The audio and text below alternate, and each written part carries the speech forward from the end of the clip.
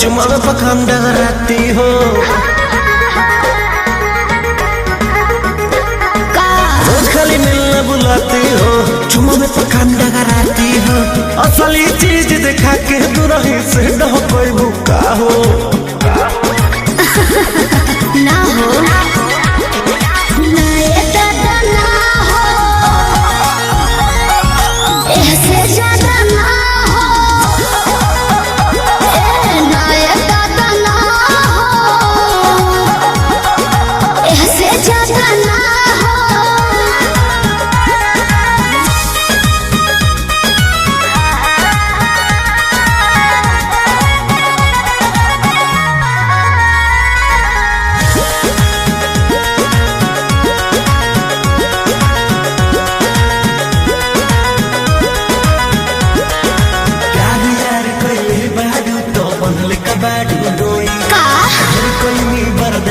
गोरी अब बर्दाश्त न होई।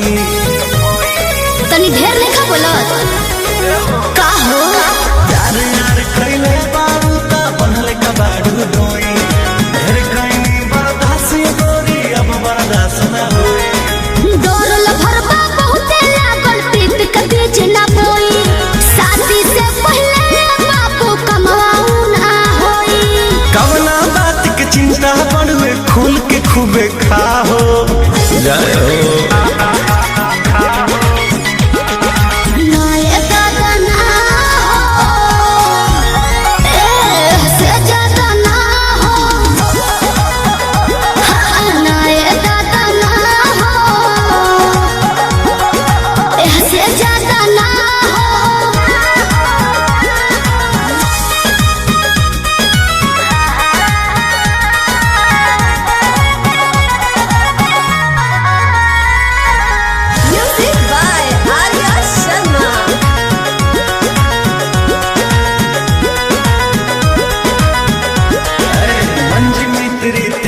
जानू अब कैसा शर्माना, लव मैरिज करके जब तुमको हमारे घर है आना।